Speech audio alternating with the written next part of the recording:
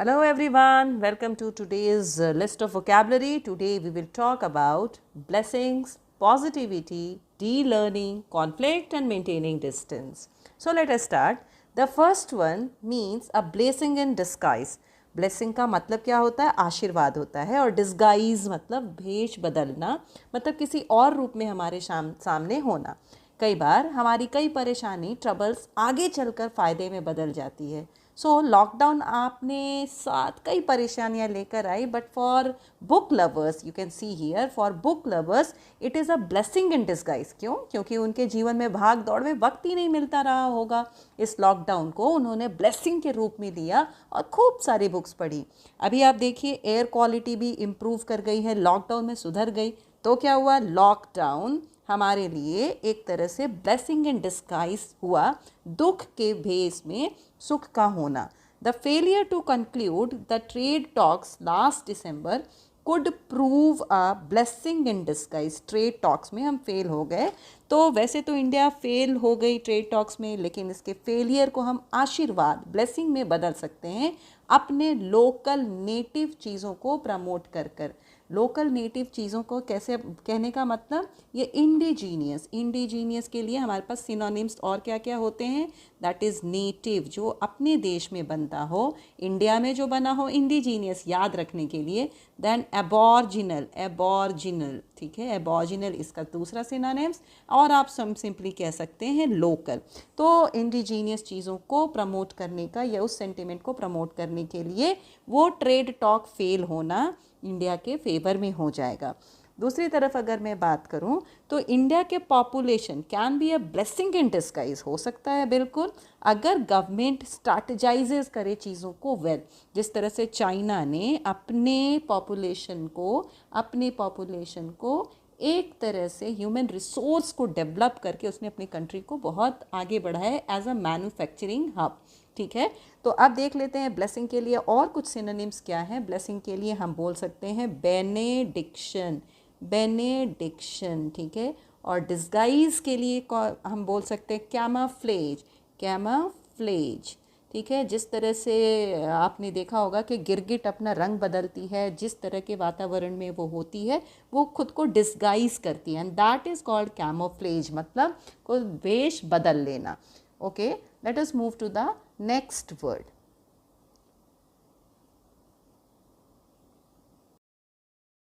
Next phrase in the line is very similar to blessing in disguise. Every cloud has a silver lining. You can see in the picture, काले घने बादल कुछ वक्त के लिए सूरज को ढक तो लेते ही हैं, पर अगर ध्यान से देखा जाए तो यू विल रियलाइज दैट सन की रेज पीप कर रही हैं बादलों के किनारे से, अपना रास्ता बना रही हैं और क्लाउड्स को भी सिल्वर एजेस से डेकोरेट कर रही हैं। So this is called this is called cloud has a silver lining.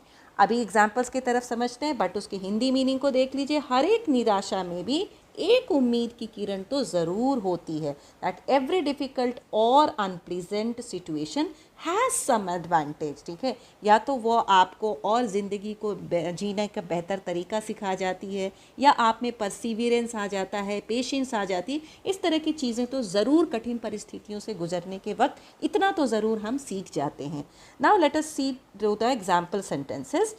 अब even though he had lost the match, you can say that this is a symbolic of cloud, ठीक है। He had gained an experience and was now more confident. और silver lining क्या हो गई? Experience लेना और confident feel करना। Match तो ज़रूर हार गए, लेकिन खेल में जो एक्सपीरियंस एंड कॉन्फिडेंस गेन किया, that is silver lining, and loss of match is a cloud. I know that your job is not going well and you are stressed out, but don't worry, things will be better soon. Every cloud has a silver lining. Job अभी अच्छी नहीं चल रही है, क्यों? वक्त अभी अच्छा नहीं चल रहा है, बट परेशान होने की बात नहीं है, ज़रूर कुछ अच्छा होना है। जैसा अभी आप देख सकते हैं कि कोविड ने तो पूरे संसार को बदल कर रख दिया, उथल पुथल मचा कर रख दी।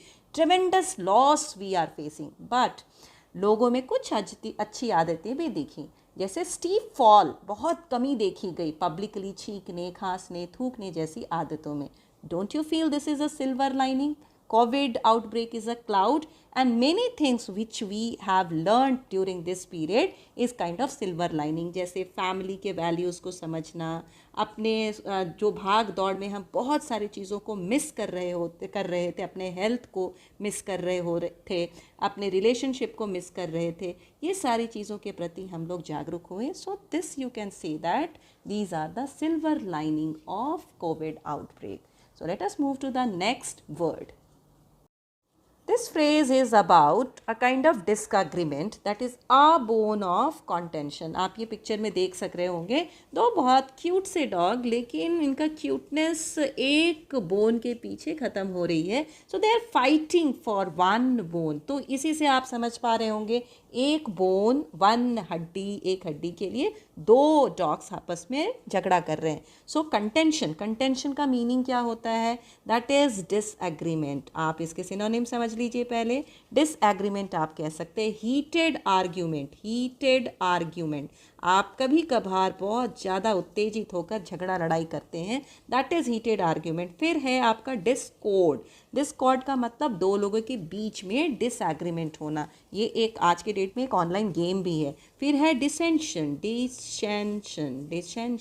डिसेंशन का मतलब वो विवाद जो झगड़े में बदल जाए. फिर आप बहुत सारे वर्ड उठा सकते हैं, जैसे स्ट्राइफ ले लिया, हॉस्टिलिटी ले लिया. So these are all synonyms of contention. अब कश्मीर को पाकिस्तान ने बोन ऑफ कंटेंशन बना कर रखा है, आप कह सकते हैं विवाद की जड़ बना कर रखा है. ठीक है, वैसे ही वैक्सीन डिस्ट्रीब्यूशन, प्रेजेंटली आप देखेंगे कि वैक्सीन डिस्ट्रीब्यूशन को सेंटर एंड स्टेट ने आपस में बोन ऑफ कंटेंशन बनाकर रखा है. सो दैट इज़ विवाद का जड़, दैट इज़ वैक्सीन डिस्ट्रीब्यूशन.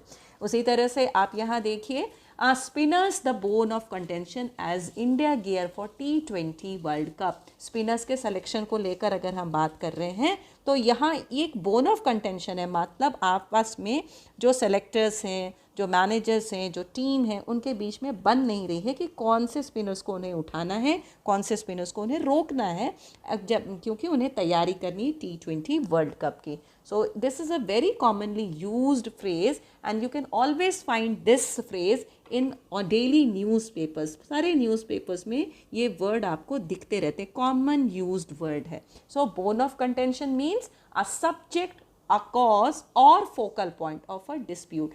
एक सबसे बड़ा मुद्दा जो लड़ाई का कारण बन रहा हो, विवाद की जड़ बन रही हो. So that is a bone of contention. Okay, the fourth word for the day is keep something at bay. Bay का मतलब होता है खाड़ी. ओके, समुद्र की खाड़ी जो बोलते हैं, जैसे बंगाल की खाड़ी. तो अभी वहाँ से थोड़ा रिलेट करते हैं. कई बार हम कुछ चीज़ों को बहुत दूर रखना चाहते हैं, खुद से रोक कर रखना चाहते हैं ताकि वो हमारे लिए प्रॉब्लम ना खड़ा करे. दिस इज़ कीपिंग एट बे.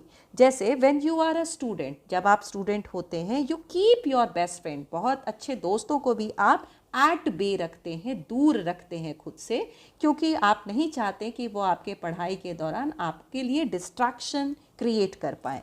देखते हैं एग्जाम्पल के तहत. पहले keep hypertension at bay with these lifestyle tip. ठीक है, न्यूज़पेपर में आप रोज़ के दौरान ऐसी चीज़ें देख रहे होंगे कि किस तरह से आप खुद को हाइपरटेंशन से या लाइफस्टाइल डिजीज़ से बचा कर रख सकते हैं, तो रोक कर रख सकते हैं प्रॉब्लम्स ऑफ हेल्थ के. ठीक है, तो इसका मतलब क्या हुआ हिंदी में? दूर रखना, to control something and prevent. ठीक है, ये इट क्या है? कोई भी प्रॉब्लम. ठीक है, तो किसी चीज़ को रोक कर रखना, बचा कर खुद को रखना ताकि वो प्रॉब्लम ना खड़ा करे. फॉर एग्जाम्पल उठाते हैं, the scientist were able to keep the disease at bay with the help of modern medicine.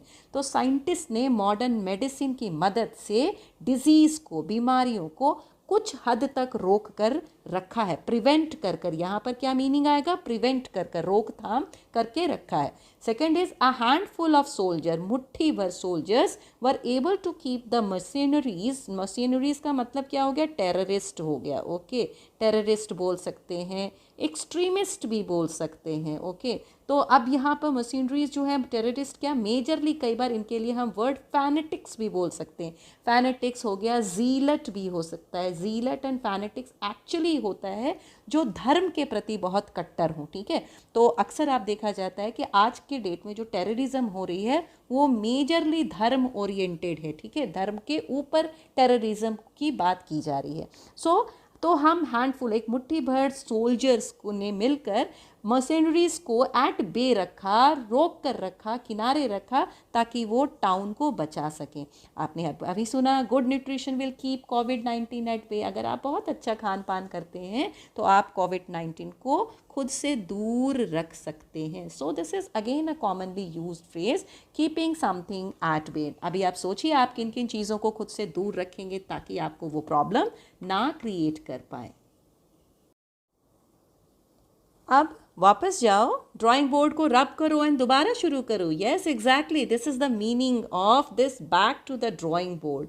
मतलब आपको कई चीज़ों को कई बार बहुत आगे तक लेकर जाने के बाद महसूस होता है कि यार इसमें कुछ गलत है, ये सही नहीं बैठ रहा है। तो बेस्ट सजेशन क्या होता है, आप उसे दोबारा शुरू कीजिए, आप उसके बैक टू प्लानिंग स्टेज पे चले जाइए या उसे दोबारा स्टार्ट अगेन कीजिए, नए डिज़ाइन और नए प्लान्स बनाइए। जो आप प्लान अभी लेकर चल रहे हैं उसमें तोड़ मड़ोड़ करने से शायद कोई ज़्यादा फ़ायदा ना हो। After the failure of an earlier attempt, जो आपने अर्लियर अटैम्प्ट लिया है वो फेल हो चुका है, तो इट इज़ बेटर कि बैक टू द बिगनिंग, आप शुरू से काम को शुरू कीजिए, because the current attempt was unsuccessful, ठीक है। नए सिरे से किसी काम को शुरू करना, योजना प्लानिंग के प्रारंभिक इनिशियल चरण में लौटना, योजना के प्रारंभिक चरण में लौटना।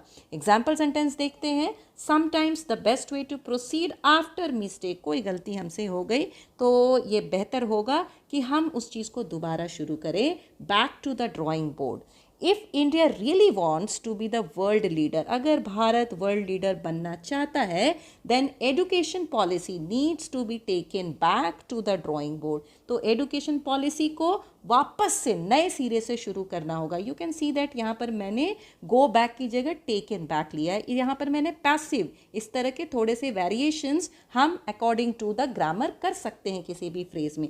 तो taken back to the drawing board. अब इसके साथ साथ इसके लिए हम बहुत सारे, इस सिचुएशन के लिए और भी बहुत सारे वर्ड्स हैं, जैसे आप स्टार्ट फ्रॉम द स्क्रैच बोल सकते हैं। स्टार्ट फ्रॉम द स्क्रैच मतलब एकदम शुरू से, एकदम बॉटम से आप स्टार्ट कीजिए।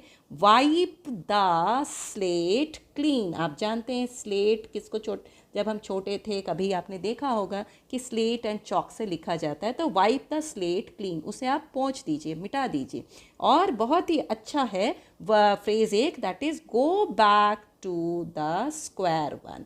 ये बहुत प्यारा सा फ्रेज है, अक्सर मैं अपनी राइटिंग में से यूज़ करती हूँ, that is go back to the square one. ये तीनों ही, start from the scratch, wipe the slate clean, go back to the square one, it all means starting और doing something from very initial stage और दोबारा उसे करना। So guys, life में कई बार हमें चीज़ों को लर्न करने के लिए, नए सिरे से सीखने के लिए डी लर्न करना पड़ता है। डी लर्न करेंगे तभी हम स्टार्ट कर पाएंगे स्क्रैच से, या हम वापस जाकर काम को शुरू कर पाएंगे। So with this let us see, I have just created one exercise for you. ये आप इसको फिल इन कीजिए, tomorrow you'll get the answer for it. So a happy learning guys, stay safe and be happy. Thank you.